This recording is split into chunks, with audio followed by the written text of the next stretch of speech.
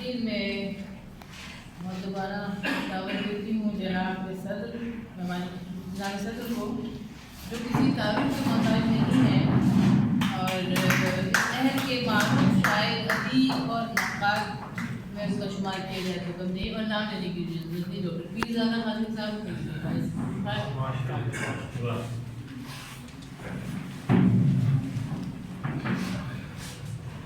بسم اللہ الرحمن الرحیم. نحمدہ و نصلی علی رسولہ الکریم. ریاض ندیم نیازی صاحب اور سب ان کے چاہنے والے، محبت کرنے والے اور پریس کلب کے خاص طور سے یہ مجلس جس کے اس برس کے الیکشن ابھی ہوئے اور یہ اس لحاظ سے پہلی کوشش اس برس کی ہے. اگر یہ تو بڑے وقتی اور بڑے اعلیٰ پیمانے کے پروگرام چل رہے ہیں. ویسے بھی اگر کسی کا پروگرام پریس کلب میں ہو رہا ہے، کراچی پریس کلب میں، تو اس کی ایک اپنی حیثیت قائم ہو جاتی ہے. تو زیب اذکار حسین لگے میں ہیں بہت عرصے سے اور بہت کچھ انہوں نے پریس کلب کو بنا دیا، تو بہت اچھا لگتا ہے. مگر حاضرین گرامی، جو بات اس وقت ہم کر رہے ہیں اور بڑی معنی آفرین باتیں یہاں ہوئی اور چھوٹی سی محفل ہے، مگر جو نکات اٹھائے ڈاکٹر نثار فارابی نے اور دیگر حضرات ان میں بہت معنی آفرین باتیں ہم سب کے لیے ہیں. جو تخلیق کار ہیں ان کے لیے بھی ہیں، جو عمومی دلچسپی رکھنے والے ہیں زبان ادب اور اس کی ثقافت سے، ان کے لیے بھی بہت اہم باتیں ہیں. مگر بات یہ ہے کہ ریاض ندیم نیازی سڈنی میں رہتے، کراچی آئے ہوئے ہیں، لیکن جس حقیقت کے رشتے سے یہ بندھے ہوئے ہیں، جس سے انہیں تشخص ملا، اس حوالے سے کیا سڈنی اور کیا کراچی، سارا عالم ان کا عالم ہے. جہاں یہ جائیں اور جہاں یہ جائیں گے تو وہاں وہ انہی جلووں کو تلاش کریں گے اور سعادت کا حصہ ہونے کی وجہ سے وہ جلوے اور وہ رونمائیاں اس کا ادراک انہیں ہوگا. تو یہ تو ایک بہت ہی خوشی کی بات ہے ان کے لیے. اور ان کا ایک تشخص حمد و نعت کے حوالے سے، خاص طور سے نعت رسول صلی اللہ علیہ وسلم کے حوالے سے، اب وہ ایسا ہے کہ اگر یہاں نام اٹھائیں گے اور گنیں گے کہ کون لوگ ہیں کام کرنے والے مسلسل ایک سمت میں، تو اس میں نیازی صاحب کا نام ضرور آئے گا. ویسے ہی تخلیق کار ہیں، تو انہوں نے ظاہر ہے کہ شعر کہے تو اس میں غزلیں بھی تھیں. سارے اسلاف جو ہیں وہ سب جانتے ہیں اور انہوں نے کام کیا. مگر پھر انہیں یہ توفیق اور تائید وہ جب حاصل ہوتی رہی تو یہ منتقل ہوتے گئے اور آہستہ آہستہ ان کا تشخص بنتا چلا گیا. اب فرق یہ ہے، اب جب میں دیکھتا ہوں اور میں ملاتا ہوں کہ تخلیق کار بہت سارے ہیں، شعر لکھنے والے مختلف، تو بات یہ ہے کہ جب کسی شخص میں جو اس کی فکر ہے، ہم سب بیٹھے ہیں اور جو یہاں نہیں بیٹھے اور جو چل پھر رہے ہیں، سب سوچتے ہیں، سوچ لیتے ہیں. کبھی بات میں اس کا تذکرہ آ جاتا ہے کہ آج کیا دیکھا، آج کیا نہیں.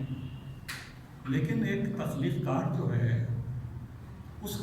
کی جو فکر ہے وہ آوازیں دینے شروع کر دیتی ہے. اظہار طلب ہونا چاہتے ہیں. یہ اظہار طلبی جو ہے یہ اس کو جوڑتی ہے کہیں لے جا کے. تو پہلے ایک فکر اور اس فکر کو پھر اظہار طلب ہو جانا،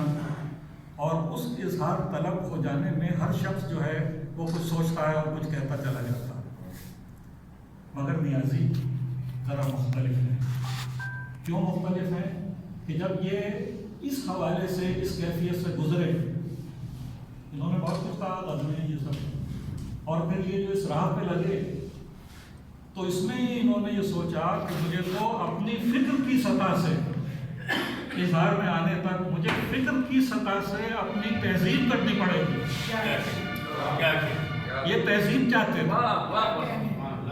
تو انہوں نے فکری تہذیب بھی کی اور اظہار کی تہذیب بھی کی، اور فکر و اظہار کی تہذیب کے ساتھ جب انہوں نے یہ نعتیہ کلام اور حمدیہ بھی ہے دیکھیے،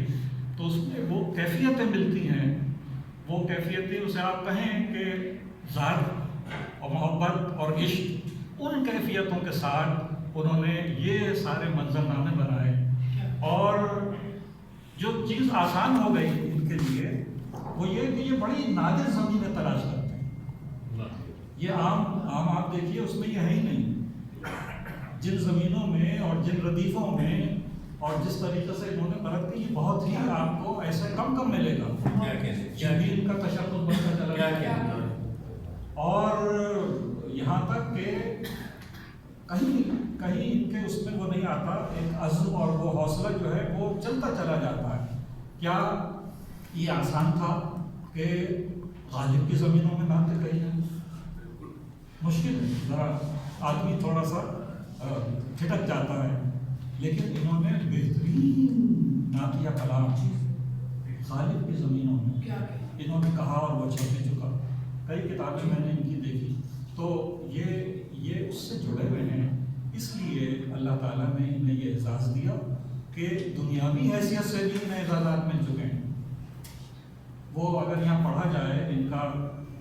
سارا تو اس میں یہ بتایا جائے گا کہ ان کو تو بڑے اعزازات ملے ہیں، یہ جانے پہچانے گئے ہیں اسی ایک نسبت کے حوالے سے۔ سیرت ایوارڈ بھی مل چکا ہے، وہی تو میں عرض کر رہا ہوں کہ وہ وقت نے اور زمانے نے تحسین کی ہے، تو یہ ایک بہت بڑی بات ہے، اور ہم سمجھتے یہی ہیں کہ وہ فضل و کرم اور محبت وہ وہی ہے کہ جو نظر آتی ہے، وہ جاویداں ہے اور وہ مختلف شکلوں میں نظر آتی رہتی ہے۔ سو ندیم نیازی بہت مبارک ہو تمہیں کہ ایسی سعادتیں یہ سامنے آئی ہیں، مگر یہاں جو اہل دل بیٹھے ہوئے ہیں، خاص طور سے نعت کے ساتھ حضور نبی کریم صلی اللہ علیہ وسلم کی محبت، وہ بڑی عجیب بات ہے۔ یہ میں آپ کو بتاؤں تو پتہ نہیں آپ نے کبھی اس طریقے سے دیکھیے، اگر آپ تاریخ میں پیچھے چلے جائیں تو جو حکومات تھے جو انسان کو جانتے تھے، اس وقت تو اسلام بھی نہیں آیا تھا، تو اس وقت یہ سوچا گیا، اور وہ ہے بھی، اب انسان کون ہے، اس کی تخلیق کیسے ہوئی۔ آج کے زمانے میں ترقی کرتے ہوئے ہیومن جینوم، وہ سارے کا سارا کام ہو گیا، اگر سب کچھ جانتی ہیں یہ سب اور لوگ بھی، ہیومن جینوم، اب تو سب چیز پتا ہے، جین کون سی ہے اور کون سے کام کرے گا،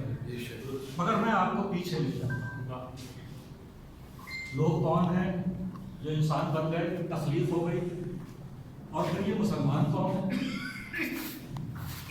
تخلیق کے لیے پرانے صحیفوں میں اور اس میں یہ لکھا ہے کہ 4 چیزیں ضروری تھی زندگی کے لیے: آگ، آتش، خاک، باد۔ آگ، آتش، خاک، باد سے یہ سلسلہ چلا اور تخلیق، تو اس حوالے سے انسان تو بن گیا، لیکن بعد میں جو حکماں آئے، اور خاص طور سے ہمارے صوفیہ اور یہ سب لوگ کہ جو غرق ہیں حضور نبی کریم صلی اللہ علیہ وسلم سے محبت میں، انہوں نے یہ کہا کہ انسان کی تخلیق تو ہو سکتی ہے، ہو گیا، بن گیا، مگر مسلمان نہیں بن سکتا جب تک کہ ان 4 عناصر کے ساتھ ساتھ عشق رسول نہ ہو، وہ شامل ہوگا تو مسلمان بنے۔ تو اب کس حوالے سے اگر آپ دیکھیں تو یہ تو اساس ہے، ہم اس میں سے نہیں نکل سکتے، جو اس اس کا اظہار نہیں کر رہے ہیں وہ بھی اظہار اپنے اندر سمجھتے ہیں اور موجود ہے، اعتراض موجود ہے، اس سے کام کریں۔ چنانچہ یہ ایسا علاقہ اور ایک ایسی زمین ہے کہ جب آپ جائیں آپ کو نئی ہم رشتگی نکل کے آتی رہے گی، آپ تلاش کرتے رہیں گے، اور نئے رشتے دنیا زمانے کے بعد اس کے ساتھ انسان اس کی سوچ اور سب کچھ آپ کو نہیں مل جائے گا اگر آپ اسے ملانا چاہیں، اگر آپ اسے سمجھنا چاہیں۔ تو میرا خیال ہے کہ بہت اچھے نادر لمحات تھے کہ یہاں سب نے مل کے اس تقریب کی ترتیب دی اور باہر سے بھی آ گئے، یعنی نثار طرح بھی آ گئے اور یہ سب لوگ آ گئے اور اس تقریب کو یقیناً کامیاب بنایا۔